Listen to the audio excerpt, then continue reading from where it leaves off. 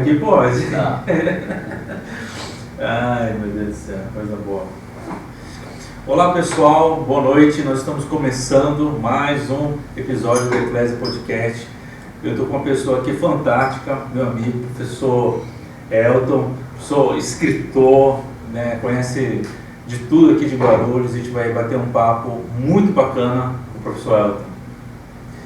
Então, Manuel, eu que agradeço a oportunidade da gente poder estar conversando aqui, trocando ideia por essa cidade que a gente é apaixonado, né? Então a gente se apaixona por aquilo que a gente conhece e a gente passa também a respeitar mais a cidade, conhecendo todo o passado histórico dela, todo o potencial que ela tem para turismo, para visitas. É uma cidade que tem um grande potencial para o turismo pedagógico, como a gente vai poder demonstrar isso aqui ao longo da nossa conversa, tá bom?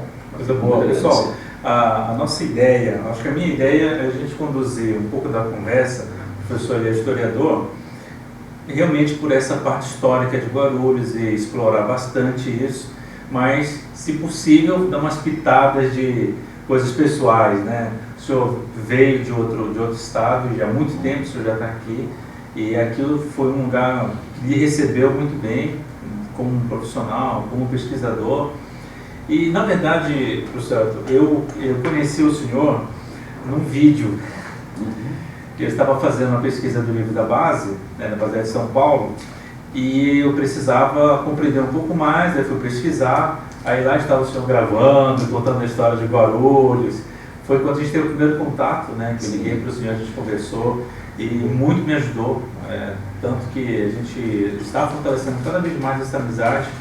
Conta um pouco da sua vida para Guarulhos. Primeiro da sua vida, depois a gente fala da parte histórica. Perfeito, Manuel. Eu falo assim, eu sou baiano, eu nasci num município chamado Jacaraci, que fica na região centro-sul da Bahia, divisa com Minas Gerais, né? Então eu cheguei aqui em Guarulhos em 1973. E eu digo que quando eu cheguei a Guarulhos eu renasci, porque eu era praticamente analfabeto. As escolas do Nordeste, elas são muito precárias, né? Então, quando eu cheguei aqui, eu ingressei no Mobral, isso já em 74, 75, e aí eu aprendi, tudo que eu aprendi em Guarulhos. Acho que eu, inclusive, aprendi a ser um ser humano muito mais refinado aqui na cidade de Guarulhos, porque eu tenho ensinado e tenho aprendido muito com a cidade. Quer dizer, é uma coisa assim fantástica a capacidade que nós seres humanos temos, né, de chegar num local que a gente não conhece, e à medida em que você começa a caminhar nessa cidade, você começa a ter contato com pessoas, você começa a ter contato com os locais, a gente vai aprendendo isso. Quer dizer, isso é muito importante para que o processo que você está fazendo, né, por meio do trabalho que você está fazendo aqui na base aérea, que a gente vai deixar um legado, né? Nós já estamos fazendo isso na prática, despertando esse olhar. Quer dizer, eu trabalho com um método que é a gente pensar a história, a geografia, a cultura e o meio ambiente a partir do local onde a gente está inserido, a partir da rua, a partir do bairro, a partir da cidade. E aí a gente fazer todas as conexões que são possíveis com a história geral, com a história da humanidade. E isso que eu ia falar para o senhor mesmo. Eu tenho percebido que o senhor tem essa abordagem múltipla da história, né? O aspecto social, o aspecto cultural, tanto que os seus livros, eu acredito que na sua maior parte só fala de Guarulhos, mas com vertente diferente, né? Uma parte histórica, outra parte dos biomas, até a própria geologia do espaço e lendas. Vamos falar um pouquinho do seu material, já que a gente está falando dele. Legal. A gente trouxe aqui proposital. O senhor pode até apresentar. Tá? Esse livro é o Causos e Lendas Guarulhenses. Então aqui nós temos histórias fantásticas da história de Guarulhos, né? Foi o primeiro que nós fizemos, né? Mas assim, faz um sucesso absoluto. Tanto que agora nós estamos lançando outro livro. Gostei da bruxa da base. Da bruxa de Cumbica. A bruxa de Cumbica. A bruxa de Cumbica. Então esse livro aqui é um livro muito bacana. Tem esse outro livro aqui que é Revelando a História do São João, que trata aqui sim das Lavras de Ouro, a primeira lavra de ouro do Brasil, que se acha no antigo bairro das Lavras, mas aqui a gente tem esse livro do São João. Esse aqui foi o primeiro livro que eu fiz, Manuel. É o livro Guarulhos, Espaço de Muitos Povos, como você está falando, nessa pegada que a gente tem que ter de mostrar essa diversidade, né, que é uma cidade. Então aqui foi um livro que foi contratado pela Rio Negro e foi o primeiro livro que nós fizemos para a história de Guarulhos. E é um livro inédito também, né? Esse aqui é um outro livro, esse aqui eu fiz tudo por minha conta, que é o livro Guarulhos, História, Cultura e Meio Ambiente, Circuitos e Roteiros para Visitas, né? E aqui é sempre assim, uma foto, 10 linhas e um título. Então, ele é o, acho que é o mais abrangente. Esse daí, professor, me deixa aqui, professor. Olha, esse daqui, vamos fazer, Adriano, dá um zoom aqui, Adriano, você consegue dar um zoom? Aqui o professor segurando aqui, fica melhor. Aqui, ó. Então, zoom. Ó, quem é de Guarulhos vai conhecer, aqui é a Igreja Central. Olha só essa imagem aqui, como ela é muito marcante. Isso aqui qual é a década, professor? Manuel, essa foto ela é de 1930. Aí a Igreja da Catedral, ao fundo nós temos o colégio, né, do Sagrado Coração de Maria, e aqui é o tempo das boiadas, né? Então, aqui você tem esse gado, aqui você tem... Hoje ali é o calçadão, né? O calçadão, Praça Teresa Cristina, foi o local do aldeamento, centro comercial. Nossa, tem uma diferença incrível, como é que houve uma transmutação desse espaço, né, geográfico, né? Esse livro é o Revelando a História do Bom Sucesso e Região. Então, aqui nós temos também assim, uma história maravilhosa da cidade de Guarulhos. Tem uma festa que já se realiza há quase 300 anos, que é a festa da Carpição e a Festa Nacional do Bom Sucesso. É um marco na história do Brasil, essa festa, né? Esse aqui é um livro que eu fiz com Valdir Carleto, Guarulhos Antiga. Então nós pegamos todo o período colonial. E agora nós estamos refazendo esse livro, que agora nós estamos incluindo Guarulhos Antiga, Moderna e Contemporânea. A periodização não é exatamente essa, né? Mas é um livro também, e ele tem 20 linhas, ele tem duas fotos e é voltado para os professores dentro da sala de aula. Então é um trabalho que...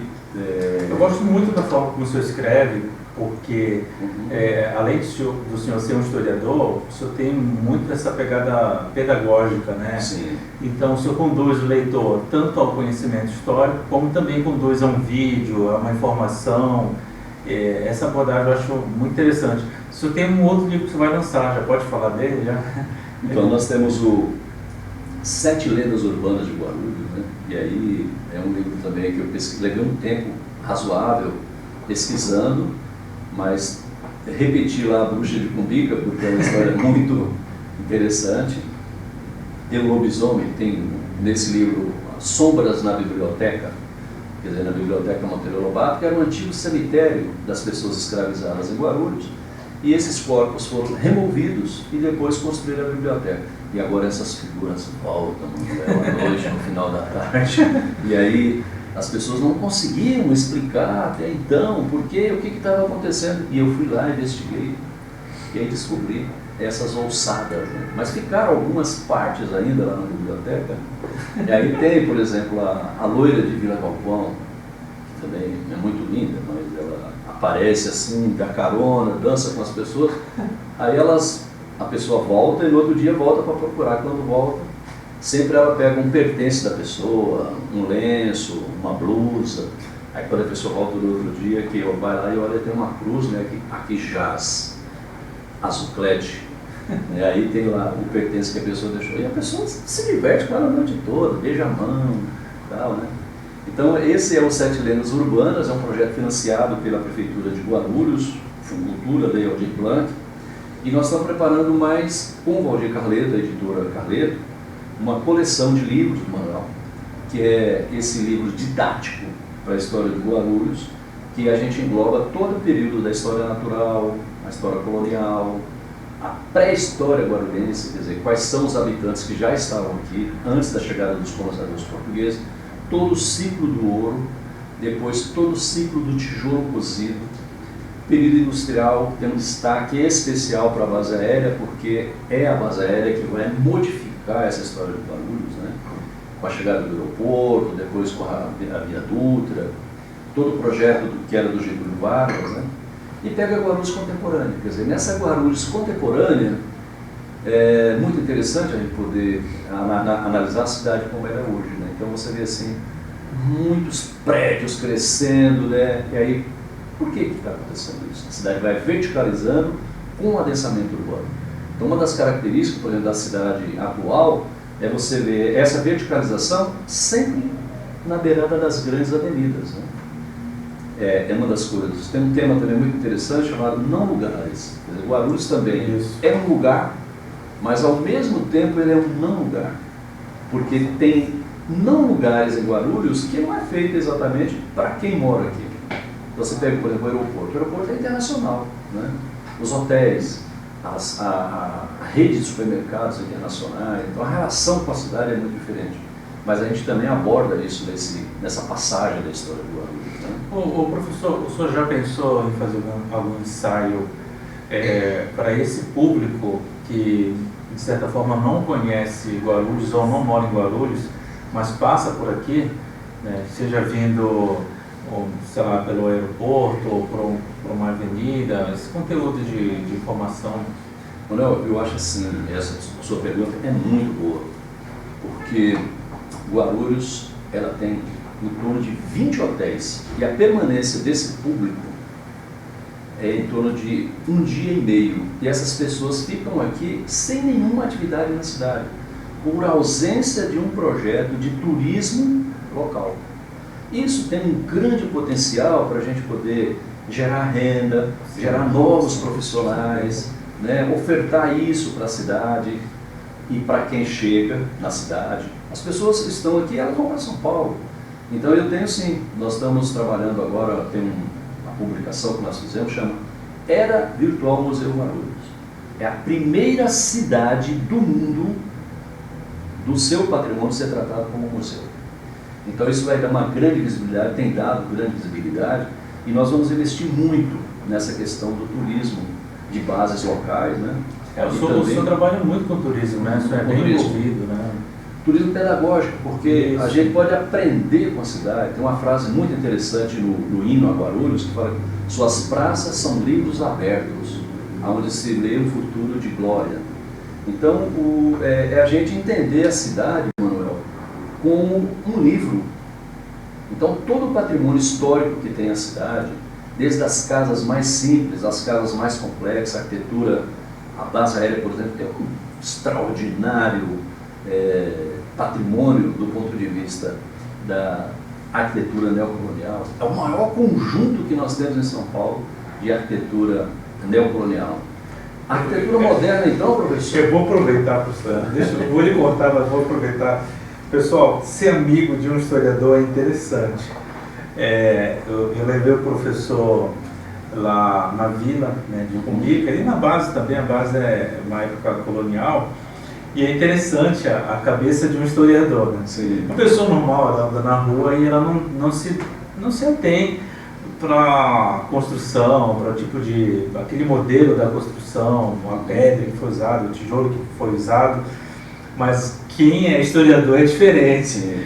E tem uma cena que eu não esqueço, foi o senhor entrou no rancho, né? Você foi almoçar, e tem um quadro lá que eu passo por aquele quadro sempre, todo dia. Sim. E quando você olhou para o quadro, o senhor parou, falou, Manuel, esse quadro aqui, acho que é a década de 20, né? Década de 20, de 30. E contou a história. Na verdade, eu não sabia que aquele quadro estava retratando o calçadão, uma visão diferente, uma visão antiga, eu não tinha essa informação. Na verdade, a igreja era do outro lado, né? Próximo Sim. do Shopping Poli, está lá o Shopping Poli. E o Shopping Poli é o primeiro prédio, é o primeiro sobrado, né? É o que sobra. Sobrado é o que sobra. Você tem essa imagem que você está falando, ela é fenomenal, quer dizer, um trabalho do Haroldo Santos, um pintor, né? Um artista plástico de Guarulhos, também baiano, veio para cá, ele já faleceu, e ele teve cuidado de pegar a fotografia dessa igreja, que é a igreja de Nossa Senhora do Rosário, Mãe dos Homens Pretos, que é a igreja que fechava a Rua Dom Pedro, como você falou, muita propriedade, fechava a Rua Dom Pedro, na altura do Shopping Poli. E ali aparece na foto também o primeiro sobrado né, que é o sobrado dos Barbosa, né? Embaixo tinha um cinema e eles moravam na parte que sobrava. Eles moravam no que sobrava, porque embaixo era usado comercialmente para esse primeiro cinema de Guarulhos que chamava Cinema Dom Pedro.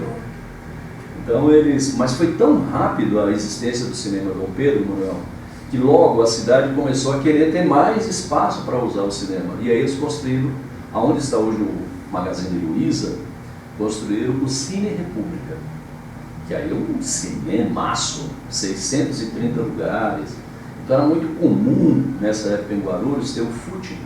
O que era o footing? As jovens, né, iam para a igreja de manhã, assistir a missa por volta de 10 horas, e elas ficavam circulando todos na rua Dom Pedro, entre a igreja, a catedral, o Cine República e a Biquinha, que era a rua da Biquinha, tá?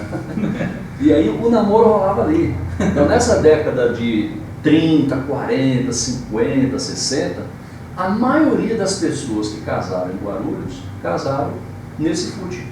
Namoraram ali e depois, né, se casaram. Então era um espaço também de namoro, de diversão, que é esse trecho da rua Dom Pedro, que vai da catedral até a antiga igreja de Nossa Senhora do Rosário, Mãe dos Homens Pretos. Uma coisa que o senhor falou, assim, eu sabia, mas eu vou deixar o senhor comentar um pouco sobre isso. A gente está falando de um período da história do Brasil em que a igreja ela cumpria também um papel, não apenas um papel religioso, como também um papel comunitário, até ela registrava, batizava, tinha um controle de óbitos, né? E o cemitério era debaixo da igreja, era no terreno da igreja, né? Explica um pouco sobre isso, professor. Então, Manuel, essa pergunta também é muito legal, porque hoje nós sepultamos os nossos entes queridos em cemitérios, mas antigamente não existia cemitério. Então, tanto a igreja da catedral quanto a igreja do Rosário dos Homens Pretos eram igrejas cemitério. Então, todas as pessoas que faleciam eram sepultadas dentro da igreja. Aquelas pessoas que tinham mais posse, mais próximo ao altar. E aquelas que tinham menos recurso, um pouco mais afastadas. E tinha até gente também que era sepultada no entorno da igreja. Tá? Então, esse é um período em que vigorava uma ideia do teocentrismo. Então, o Deus como centro do universo. Então, quanto mais próximo você estivesse de Deus, e essa representação estava vinculada à Igreja Católica naquele momento, você tinha a chance de salvar a sua alma. Então, a Igreja Matriz, ela é uma igreja cemitério, ainda hoje tem sepultamentos lá dentro. Mais recentemente, 2 bispos estão sepultados lá dentro, Dom Luiz Gonzaga Bergosini, Dom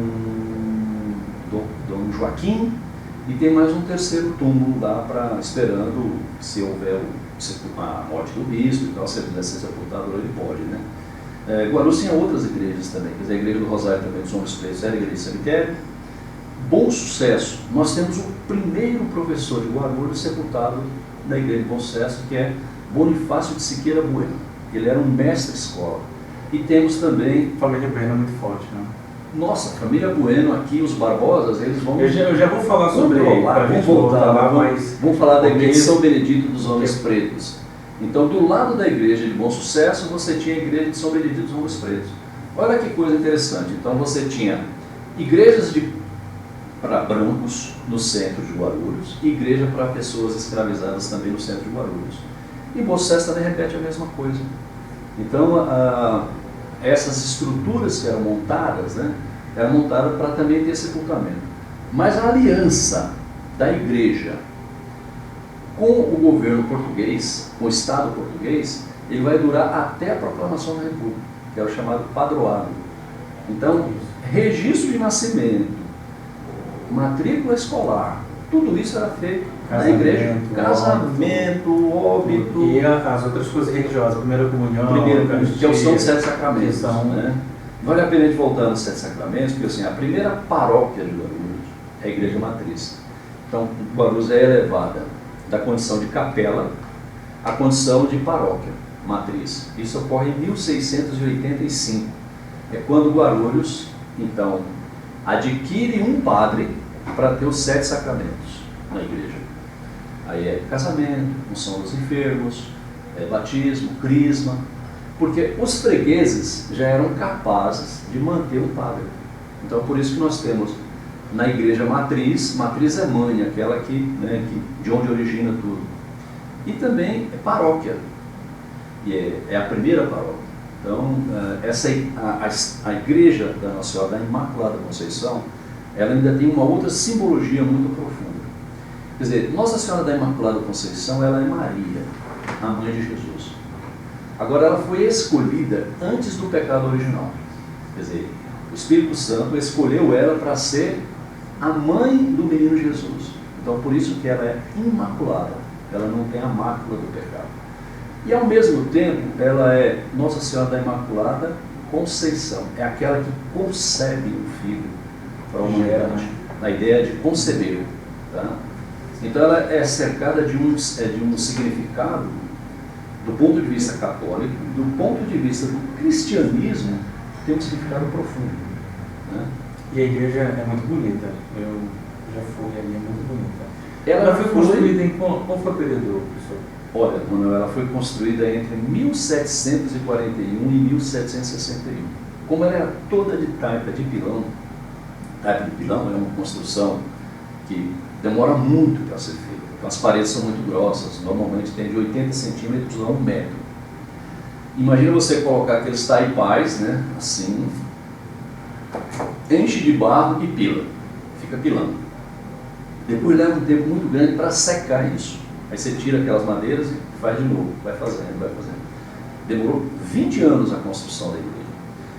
Quando estava construindo, essa igreja aqui, que nós estamos falando, né? Essa foto é de 1906. Foi essa igreja, ela não tinha sido passada por um processo de reforma intenso. Dentro da igreja manteve-se a capela antiga, e aí foi construindo essa igreja, demorou 20 anos para ser concluída. Hoje a igreja matriz, catedral, ela é o prédio mais antigo, tem uma parede que a primeira parede foi construída em 1741, que é a parede do fundo, é toda de taipa de pilão. E a matriz, ela é o prédio número 1 da cidade. Toda a numeração da cidade começa a partir da catedral. Em frente à catedral nós temos o marco zero. Então nós temos o ponto zero e o número 1.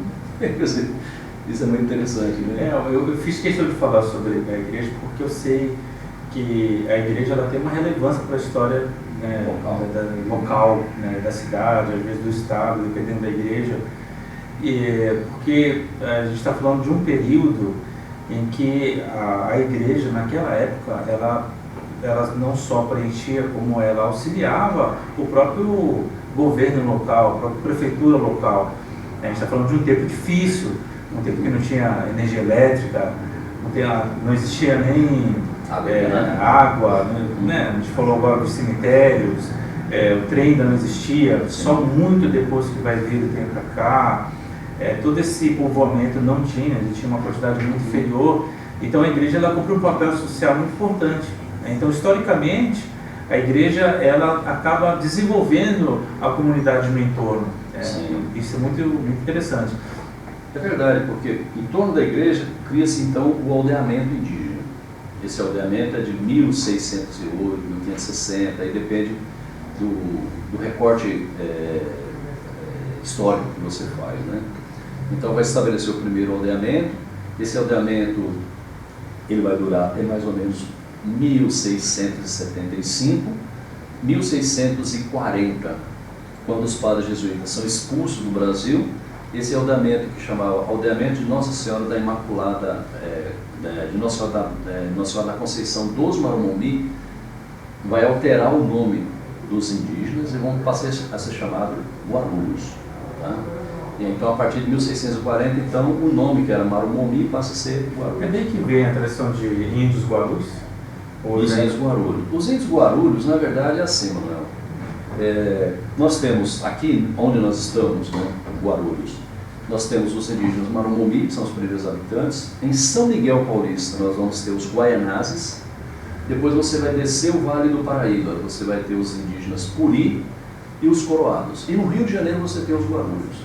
Então, essa faixa que nós estamos falando é a faixa do Rio Paraíba do Sul com o Rio Tietê. Quem habitava a margem direita do Rio Tietê eram os indígenas Marumbi. Eles não são da língua tupi, eles são do tronco macro-G. Essa classificação é interessante também, porque hoje você estuda inglês, estuda francês, estuda, sei lá, castelhano.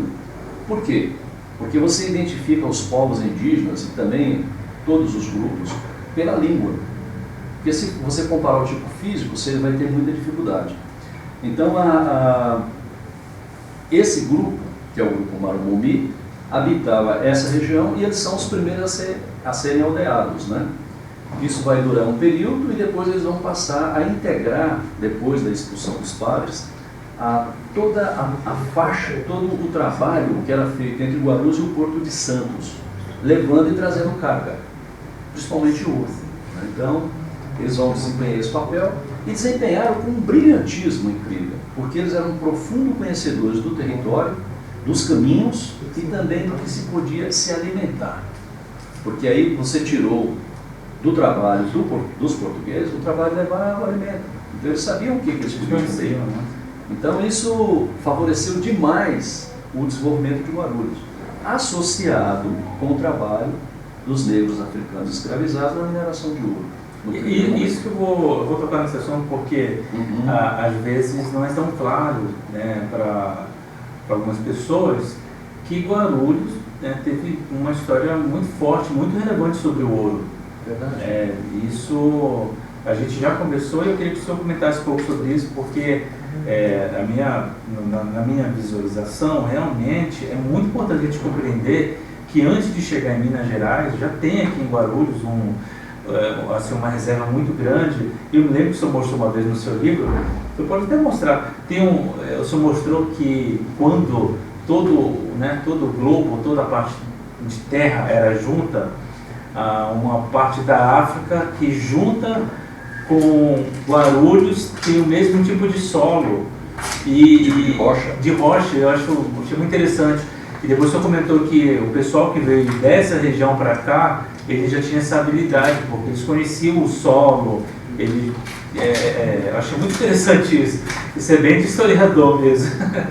Ó, gente, não estava programado. Estou achando aqui na hora, tá bom? Então essa imagem aqui, ó, aqui nós temos a África, aqui nós temos a Europa e aqui nós temos o Estreito de Bering, né? Quer dizer, o que o Manuel está falando, aqui, quando a gente pegar um mapa da história do Brasil, é que vocês me pegaram agora de calça curta. Deixa eu achar outra aqui, tá? Peraí, acho rapidinho, tá? Aqui, ó, esse livro aqui é muito didático, né? Eu achar que é a parte de geografia, porque a gente mostra exatamente isso. Mas é legal, essa parte rochosa, né, quando você procura, é legal porque faz muito sentido isso confirma. Aqui nós temos uma imagem de 250 milhões de anos, quando não existia o Oceano Atlântico. Que era a Pangeia, né? Que é a Pangeia, tá? E aqui agora nós temos, aqui você observa o pontinho que é Guarulhos. Guarulhos está aqui demarcado porque a gente tem o Trópico Capricórnio que passa em Guarulhos. E depois, quando separa a 65 milhões de anos, Guarulhos continua aqui no Trópico Capricórnio, mas ele é colada com a África. Essa informação ela é muito importante do ponto de vista que a gente pode pensar o seguinte: Guarulhos e a África do Sul um dia já foram juntas. E aí o que acontecia? A África do Sul é o país hoje que tem a maior quantidade de ouro, de minas de ouro, lavras de ouro. E isso no passado era colado com Guarulhos. Guarulhos, São Paulo, Paranaguá, né?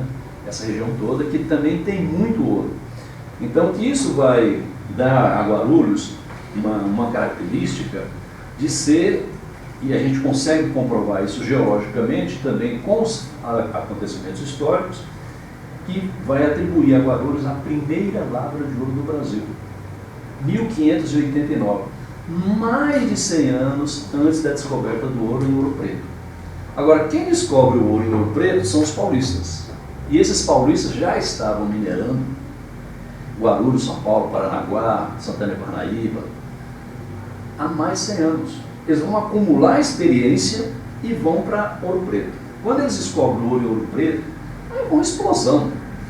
Quase que o mundo todo queria vir para cá. Sim. Aí você tinha... Aí atraiu todo mundo.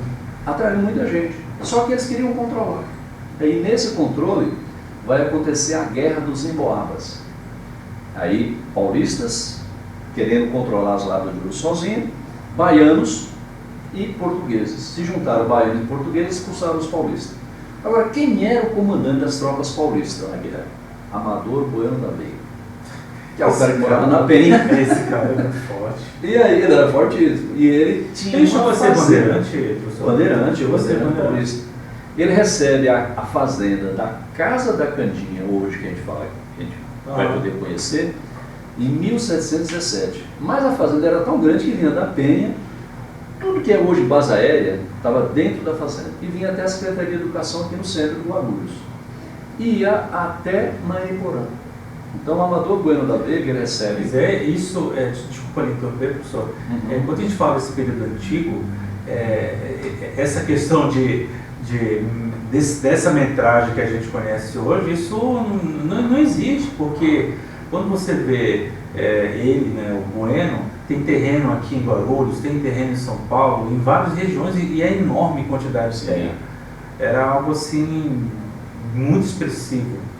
O Amador Bueno, ele é descendente do Amador Bueno da Ribeira, o velho, que era dono quase de tudo, São Miguel, toda essa parte que passa por trás aqui do rio Tietê, até você chegar à Casa Verde, pertencia ao Amador Bueno da Ribeira, que é o famoso, o velho, o espanhol. Ele foi declarado rei de São Paulo na Guerra de Separação da Espanha com Portugal, e ele não aceitou.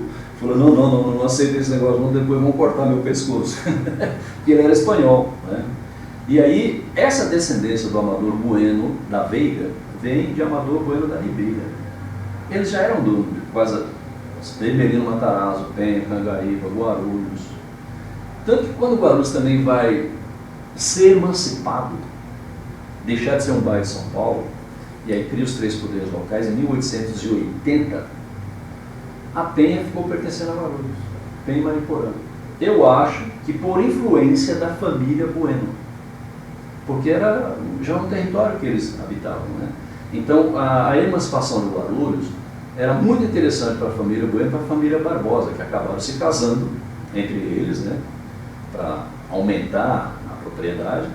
E para eles era interessante emancipar a cidade de Guarulhos, porque todos os investimentos de impostos recaía sobre a propriedade deles.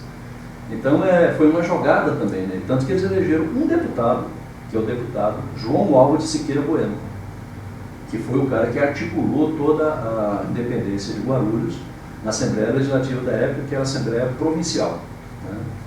Bom, eu vou falar um pouquinho daquele terreno da base aérea, que é a Fazenda Cumbica. Fazenda Cumbica. Só para a gente encerrar, que já está bem aqui no horário.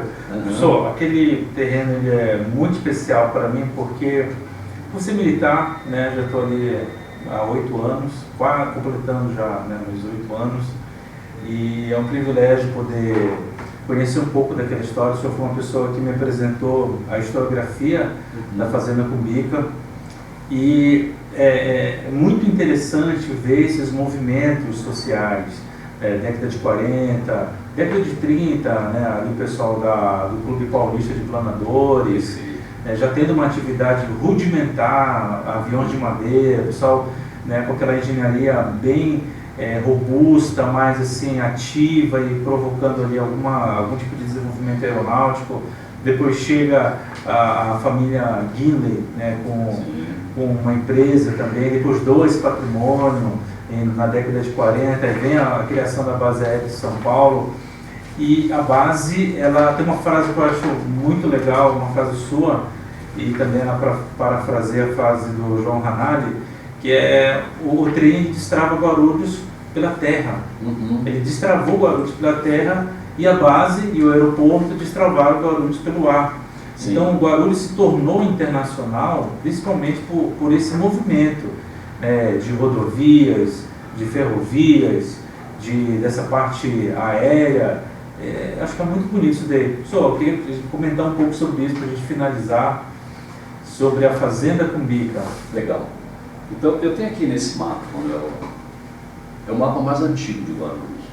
Ele é um mapa de 1932, e aqui a gente acha o registro, para a gente finalizar essa parte, campo de aviação. quer dizer, da Estrada Cumbica. Então, já em 1932 já se usava aquele espaço para você poder, para as atividades aviatórias, né? Em 1932 já tem esse registro aqui. Aí em 1935 já foi inaugurado o Clube Paulista de Planadores. Existia um clube em Santana, mas aqui eles resolveram investir aqui, construíram um hangar e 2 pistas de grama. Tá? Em 1939, o Exército, como estava a questão da guerra, então o Ministério da Guerra vai tirar o Clube Paulista de Planadores e vai estabelecer ali uma base militar. Em 1940, a família Guine doa o terreno para a base aérea de São Paulo, em 1940. Em 1942 acontece a extensão do ramal do trem da Cantareira, que estava no centro de Guarulhos, na Praça 4º Centenário, até a base aérea. E aí o transporte de mercadorias, coisas para abastecer a construção, equipamentos, técnicos, foi levado nesse trem, né? Em 45 inaugura a base aérea. Em 46 inaugura o loteamento industrial Cidade Satélite Cumbica, que é aos redores. Ao redor, isso já era da família Guine. O maior loteamento que nós temos é o loteamento Nova Cumbica, que pertencia à fazenda Cumbica e também à família Guine. Tá? Em 51 inaugura a Via Dutra. Em 1961 inaugura a Fernão Dias. Aí pronto. Aí, Guarulhos está escancarado por... Falta o aeroporto, 1985. Quer dizer, Guarulhos, que era uma cidade isolada de São Paulo pela várzea do Rio Tietê, e para Minas pela Serra da Mantiqueira. Mas quando completa a inauguração do aeroporto e da Fernão Dias, aí Guarulhos se escancara para o mundo. Aí vai acontecer mais 2 rodovias, que é interessante a inauguração, que é a rodovia dos Trabalhadores, 1982, que é paralela à viaduto, também é parte dela. E aquele trecho que é a L. Smith ligando tudo.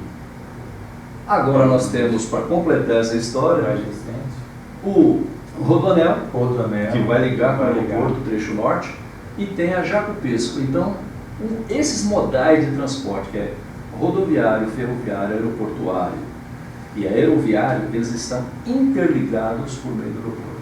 Então, o Guarulhos se escancarou para o mundo, mas tudo isso tem na sua base, a base aérea, porque já era um projeto de uma visão estratégica, na época, contra a guerra. Falta um elemento, que é a fábrica de pólvora do Pimentas, que também é inaugurada pelo Getúlio em 1939. É um projeto único, que estava junto com o Antônio Hermílio de Moraes. Então, aqui, de certa forma, seria uma trincheira contra a Segunda Guerra Mundial. Sim, a gente, só aproveitar, a gente tem na década de 40, as primeiras unidades aéreas são bombardeios. Então, os A-20K, Douglas, o AVOC, todos esses aviões de bombardeio estavam operando na base aérea nesse período. A gente está falando do primeiro do 10º, depois os ERAs, o ENRA, são unidades operacionais, né?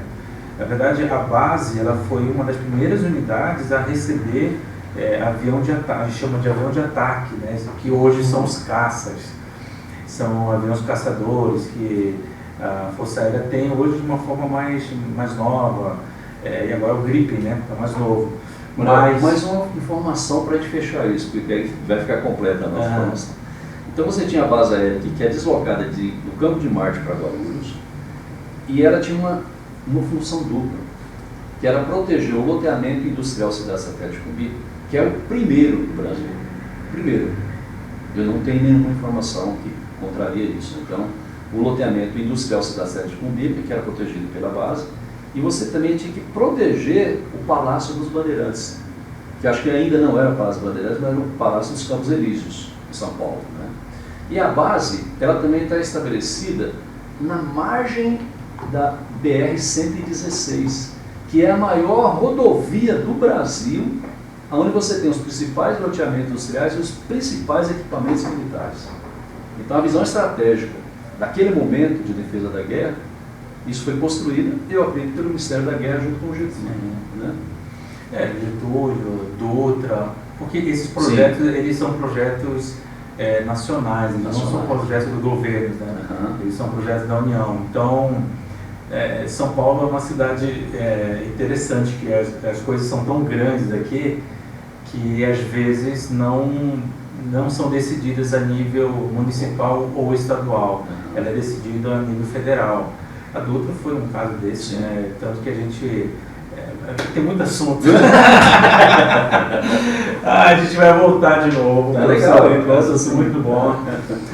Muito bom conversar com o professor Elton. Pessoal, a gente está lançando na Base Aérea de São Paulo uma revista histórica de 80 anos da Base Aérea. O professor Elton foi também um dos consultores históricos, nos auxiliou, e vai ter um vídeo, um documentário também vai estar à disposição. Depois a comunicação social da Base Aérea de São Paulo vai disponibilizar links, né? Quem tiver interesse pode ligar para a Base Aérea de São Paulo e buscar essas informações. Tanto o livro, vai ter uma versão em PDF gratuita, também o vídeo vai ser gratuito, vai ser disponibilizado o link.